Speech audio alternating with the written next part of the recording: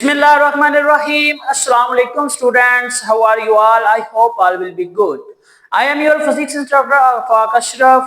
बच्चे last time हम लोगों ने कुछ टॉपिक्स को देख लिया था। हम लोगों ने 3 केसेस को डिस्कस किया था कि कब आपके पास वर्टिकल, कब आपके पास हॉरिजॉन्टल, बिल्कुल एट द रेस्ट, बिल्कुल एट द अपवर्ड, बिल्कुल एट द डाउनवर्ड, किस तरह से ग्राफ और कौन सी पोजीशन को शो करेगा हम लोगों ने डिस्कस कर लिया था। आज का जो हमारा टॉपिक है वो है आप लोगों का gradient of the distance time graph. हम लोगों ने डिस्टेंस टाइम ग्राफ का ग्रेडियंट देखना है कि किस तरह से वो आपको मोशन और उसमें होने वाली चेंजिंग के बारे में बताएगा। अभी तक आप लोगों ने हमारा चैनल सब्सक्राइब नहीं किया तो लाजमी सब्सक्राइब करें ताकि इस चैनल पर जितनी भी वीडियोस हों वो आप तक पहले पहुंची जा सके। तो लेट्स स्टार्ट। आज का टॉपिक हम लोग स्टार्ट करते हैं। Gradient of the distance time graph क्या है? Gradient is the measure of the slope of the line. जो आपके पास ग्रेडियंट होता है ये किसी स्लोप, ये वाली जो आपके पास लाइन है ये आपके पास स्लोप शो कर रही है, ये आपके पास किसी चीज की स्लोप लाइन की पैमाइश के लिए इस्तेमाल होता है। जो आपके पास ग्रेडियंट मेथड है ये आप लोगों के पास कम से कम 2 या 3 या आप जितनी भी वहां पर क्वांटिटीज को पुट कर सकते हैं उसकी पैमाइश में वो आपके लिए एक हेल्पफुल टूल होता है। यहाँ पर देखें आपके पास कितनी पैमाइश है। एक्स एक्सिस के अलांग आप लोगों ने टाइम क्वांटिटी को लिया हुआ है, फिर y एक्सिस के अलांग आप लोगों ने डिस्टेंस क्वांटिटी को लिया हुआ है। जब यहाँ पर आपके पास वेलोसिटी यूनिफॉर्म है यानी डिस्टेंस यूनिफॉर्म है, वहां पर जो चीज या फिर आपके पास जो ऑब्जेक्ट है वो डिस्टेंस कवर कर रहा है in equal intervals of the time, तब आपके पास जो इसकी लाइन होगी वो स्ट्रेट लाइन होगी, यानी स्लोप उसकी बिल्कुल स्ट्रेट, ये वाली ये इसकी स्लोप है, बल खाती हुई लाइन। तो यहाँ पर देखें आपके पास कितनी चीजें कंबाइन हो रही हैं। ये स्लोप वाली लाइन है, फिर डिस्टेंस S1 कितने टाइम में कवर हुआ है T1 में, फिर डिस्टेंस S2 कितने टाइम में कवर हुआ है ये T2 में डिस्कवर, और T2 में कवर होने के बाद यहाँ पर जो आपके पास OPQ ये भी लाइन लिख दी हुई है, ये किसको शो कर रही है, और PQR ये आपके पास राइट ट्राइंगल बना रहा है। और राइट ट्राइंगल के दौरान जो आपके पास थीटा बनेगा वो क्या होगा वो हम लोग देखते हैं। सबसे पहले जो आप लोगों का यहाँ पर थोड़ा सा डेफिनेशन और उससे मतलब जो इंपॉर्टेंस है वो हम लोग देखते हैं। Gradient of the distance time graph is equal to the average speed of the body. जो आपके पास ग्रेडियंट है डिस्टेंस टाइम ग्राफ का वो किसी बॉडी की एवरेज स्पीड के इक्वल होता है, यानी कि जो स्लोप है वो एक्चुअली में क्या है आपके पास एवरेज स्पीड के इक्वल है। किसके इक्वल है? एवरेज स्पीड के इक्वल। और वो किस तरह से है कि वो हम लोग देखते हैं। स्लोप का जो आपके पास फार्मूला बनेगा वो बनेगा S2 minus S1 divided by T2 minus T1। ये आपके पास स्लोप का फार्मूला बन रहा है। बड़ी क्लासेस में ये जो फार्मूला है ये कुछ इस तरह से होता है y2 minus y1 over x2 minus x1।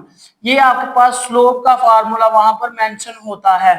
ठीक है, जस्ट आप लोगों ने ये ध्यान में रखना है कि ये स्लोप का जो फार्मूला बन रहा है S2 माइनस S1 और T2 माइनस T1 ये किस तरह से बन रहा है हम लोग नेक्स्ट देखते हैं। इसकी एक्सप्लेनेशन में थोड़ी सी चीजें हैं वो आप लोगों को यहाँ पर क्लियर करवा देता हूँ। सबसे पहले आपके पास ग्रेडियंट की डेफिनेशन। ग्रेडियंट क्या होता है? Gradient is the measure of the slope of the line. किसी लाइन की स्लोप को पैमाइश के लिए आपके पास ग्रेडियंट टर्म इस्तेमाल होती है। दूसरा point, gradient of the distance time graph is equal to the average speed of the body. जो आपके पास डिस्टेंस टाइम ग्राफ का ग्रेडियंट होता है वो किसी जिस्म की एवरेज स्पीड के इक्वल होता है, और वो जो स्लोप है वो एवरेज स्पीड के इक्वल होगी, और उसका जो फार्मूला बनेगा वो बनेगा आपके पास S2 minus S1 divided by T2 minus T1। और इंडिविजुअली हम लोग इस तरह से भी लिख सकते हैं S ओवर T। यहां तक अगर आपको शॉर्ट क्वेश्चन के तौर पर पूछा जाए what is the gradient of the distance time graph, तो आप लोग उसकी डेफिनेशन जो आपके पास gradient of the distance time graph है वो किसके इक्वल है? Average speed of the velocity of the body, average speed के इक्वल हो जाएगा।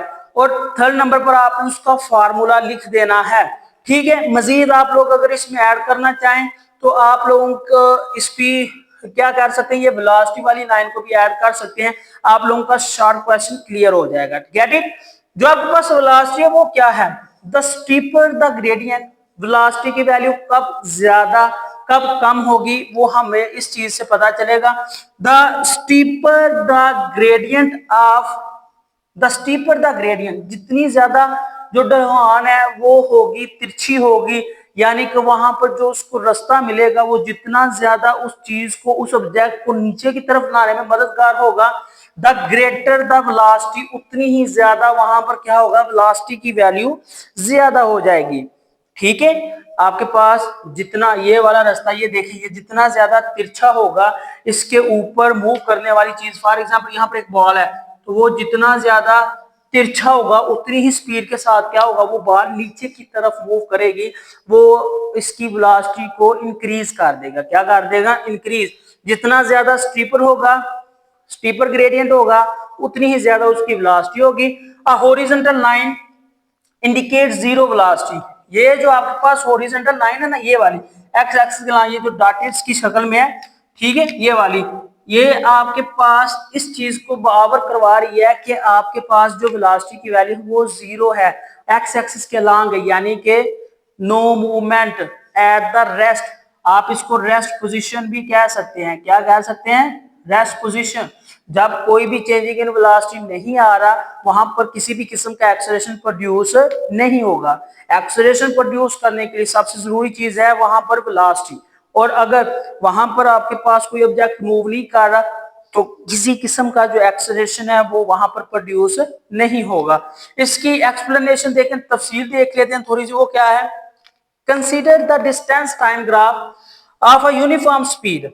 फर्ज करें हम लोग यूनिफॉर्म स्पीड का जो टाइम ग्राफ है वो देखते हैं, उसकी पैमाइश करते हैं, उसी तरह जिस तरह हम लोग पहले करते हैं, select to values of the time. हम लोग फर्ज करते हैं कि हमारे पास टाइम्स की कितनी वैल्यू? दो, t1 एंड t2। और जो t1 है वो क्या है? जब ऑब्जेक्ट ने यहां से लेकर यहां तक s1 यानी डिस्टेंस 1 कवर किया, तब आपके पास जो उसका टाइम आ गया था वो आपके पास t1 था। क्या था? t1। अब थोड़े से वक्फे के बाद t1 and t2 on the x axis के लॉन्ग हमारे पास टाइम क्वांटिटी है, इसलिए जो भी डिस्टेंस ट्रेवल होगा वो उन टाइम के अंदर अंदर रहकर कवर होगा। From these points draw a horizontal lines to meet y axis at s1 and s2। आप लोगों ने क्या करना है? एक ग्राफ बनाया x एक्सिस और y एक्सिस के लॉन्ग। x एक्सिस के लॉन्ग आपने टाइम क्वांटिटी को लिया है, y एक्सिस के लॉन्ग आप लोगों ने डिस्टेंस क्वांटिटी को लिया है। फिर आप लोगों ने थोड़ा सा ऑब्जेक्ट को मूव करवाया, मूव करवाने के बाद उसने यहां से ओरिजिन पॉइंट, सेंटर पॉइंट, यानी इसका जो रेफरेंस पॉइंट है, ये रेफरेंस पॉइंट वो है, तो जब उसने रेफरेंस पॉइंट से S1 तक डिस्टेंस कवर किया है, तो हम लोगों ने क्या करना है? उस S1 को T1 के साथ कंबाइन कर देना है। और वो हम लोग किस तरह से कंबाइन करेंगे? एक हॉरिजॉन्टल लाइन ड्रा करेंगे, और जहां पर जाकर T1 खत्म हो रहा है या T1 के साथ मीटअप होगा, वहां से हम लोग एक लाइन को नीचे की तरफ ड्रा कर देंगे। तो ये आपके पास S1 का टाइम T1 हो जाएगा, कि जो डिस्टेंस S1 कवर हुआ है वो T1 की इस शक्ल में कवर हुआ है। Get it? फिर इसी के बाद थोड़े से वक्फे के बाद जो आपके पास दूसरा डिस्टेंस कवर होगा, वो देखिए यहां से लेकर यहां तक, और फिर हमने क्या किया? उसको एक हॉरिजॉन्टल लाइन और फिर एक वर्टिकल लाइन से क्या किया? T2 के साथ कंबाइन कर दिया, और इनके दरमियान जो टाइम डिफरेंस होगा वो होगा T2 माइनस T1। यहां पर देखें आपके पास एक चीज बन रही है, एंगल थीटा भी बन रहा है और एक ट्राई एंगल भी बन रही है। उसका क्या मतलब है? जो आपके पास यहाँ पर एंगल थीटा और ट्राई एंगल बन रही है वो क्या है? ये देखें, यहाँ पर आपने S1 और उसका जो कवर होने वाला टाइम T1 उसको भी देख लिया है। जब उसने डिस्टेंस 2 को कवर किया उसके दौरान जो टाइम हुआ है वो भी आप लोगों ने यहाँ पर मेंशन देख लिया है। फिर यहाँ पर कुछ इंपॉर्टेंट टर्म्स थी जो आप लोगों को मैंने यहाँ पर लिख के दे दिया है।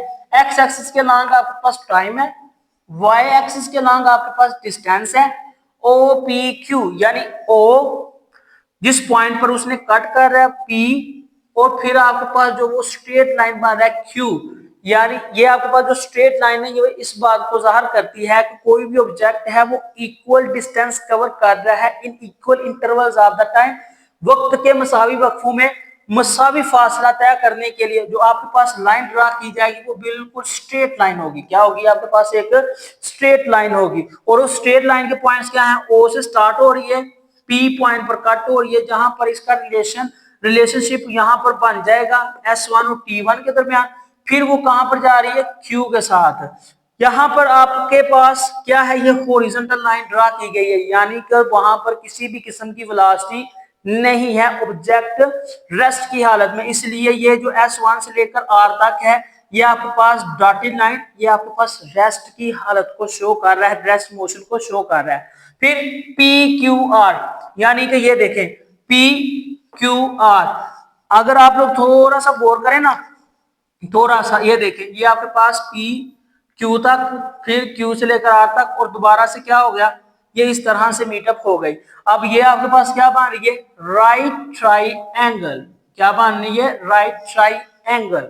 राइट ट्राइएंगल क्या होती है? तीन कोनों वाली मुसल्लस जिसमें कम से कम एक जो एंगल हो वो 90 डिग्री का हो। और ये देखिए ये परपेंडिकुलर है, ये आपके पास 90 डिग्री का आ जाएगा, इसलिए हम लोग इसको क्या कहेंगे? राइट ट्राइएंगल कहेंगे। और राइट ट्राइएंगल के आपके पास पॉइंट्स क्या बनेंगे? P Q are. P Q are is the right triangle. आपके पास जो थीटा एंगल है, ये वाला थीटा है जो, वो क्या शो कर रहा है? O P Q and the horizontal. जो आप लोगों ने S1 और R1 के दरमियान हॉरिजॉन्टल लाइन लगाई थी उस लाइन, और जो आपके पास पी क्यू आर यानी ओ पी क्यू और आपके पास पी आर, इनके दरमियान में जो एंगल बनेगा उसको हम लोग एंगल थीटा कहेंगे, जो हॉरिजॉन्टल लाइन और आपके पास स्लोप वाली लाइन के दरमियान में एंगल बनेगा। ठीक है। फिर क्या है? The graph shows that object covers equal distance in equal intervals of the time. Graph इस बात को शो करेगा कि जो ऑब्जेक्ट ने डिस्टेंस कवर किया है वो वक्त के मसावी वक्फों में किया है, यानी कि वक्त के मसावी वक्फों में मसावी फासला तय किया है। ये ग्राफ आपके पास शो करवा रहा है। ठीक है। जो स्लोप ऑफ लाइन है वो क्या शो कर रही है? स्लोप ऑफ लाइन कहां से कहां तक है? O P Q. The slope of the O P Q represent the velocity of the object।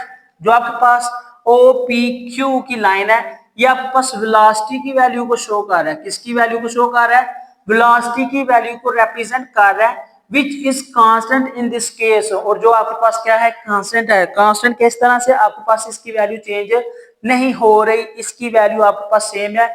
Object in no movement, हम लोगों ने ये चीज डिस्कस कर ली हुई है। तो ये आपके पास जो स्लोप की लाइन है ये किसकी लाइन है? ये वेलोसिटी की लाइन है और OPQ पॉइंट वेलोसिटी को शो कर रहे हैं। और इस केस में जो आपके पास वेलोसिटी है वो क्या है? वो कांस्टेंट है। ठीक है। फिर आपके पास जो एवरेज वेलोसिटी यानी कांस्टेंट वेलोसिटी का जो आपके पास फार्मूला आएगा वो क्या आएगा? V is equal to change in distance divided by change in time. वक्त के मसावी वक्फों में मसावी फासला तय करता है, ये आपके पास यूनिफॉर्म वेलोसिटी कहलाता है। आप लोगों ने यूनिफॉर्म वेलोसिटी की टर्म पढ़ा था कि अगर कोई ऑब्जेक्ट वक्त के मसावी वक्फों में मसावी फासला तय करे वो क्या कहलाती है? आपके पास यूनिफॉर्म वेलोसिटी कहलाती है। और यहाँ पर भी यही है कि वेलोसिटी चेंज नहीं हो रही, तो ये आपके पास क्या कहलाएगा?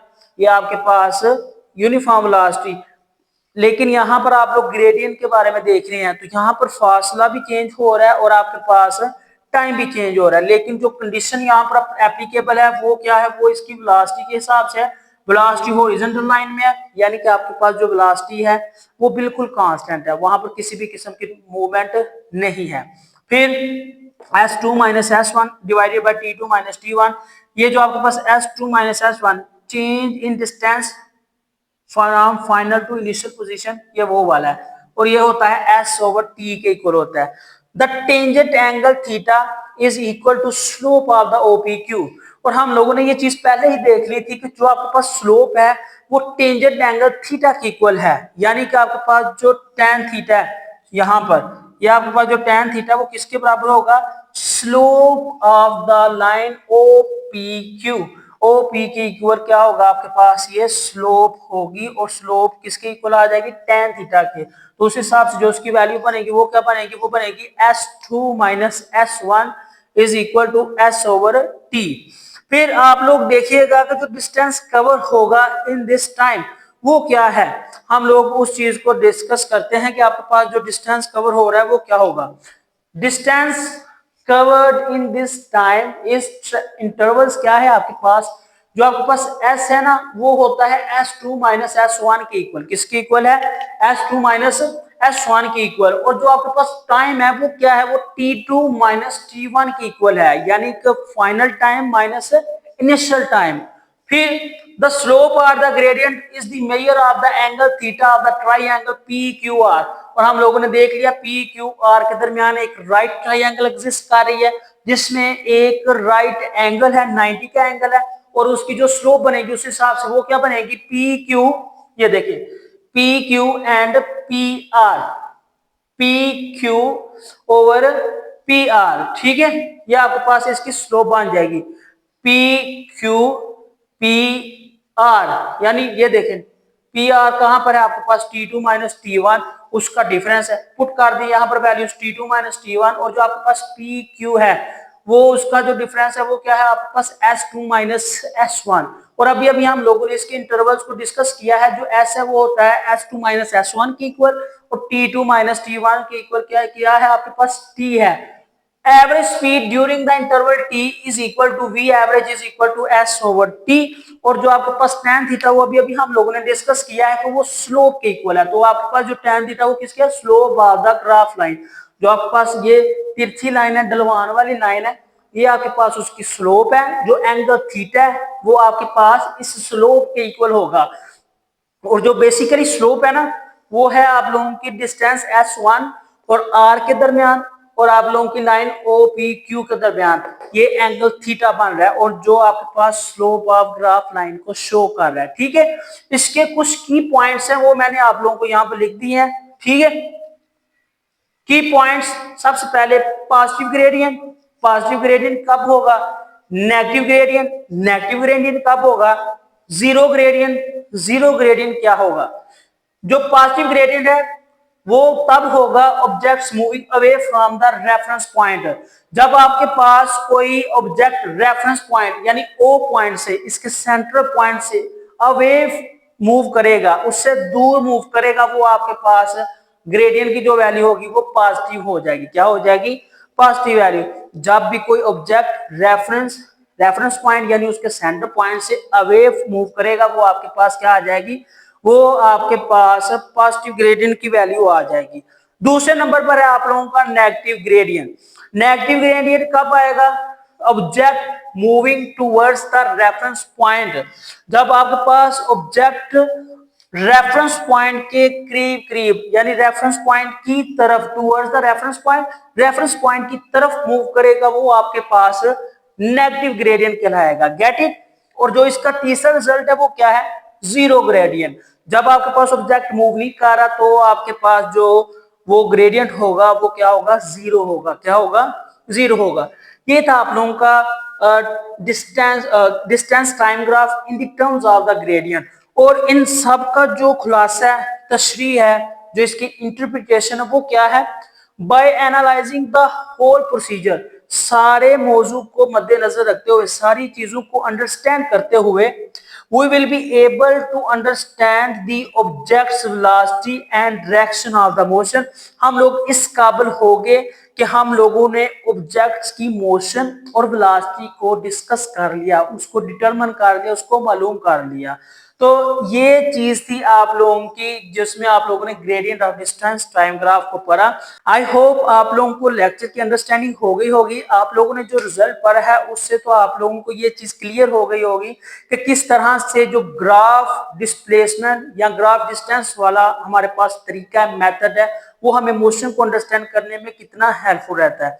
तो इसी के साथ मुझे दे इजाजत। इंशाल्लाह नेक्स्ट लेक्चर में आप लोगों से दोबारा से मुलाकात होगी। अभी तक आप लोगों ने चैनल को सब्सक्राइब नहीं किया तो लाजमी सब्सक्राइब करें, शेयर करें, कमेंट करें और हमारे साथ एक्टिव रहें ताकि क्वेश्चनाइजिंग है वो आप लोगों को क्लियर की जा सके।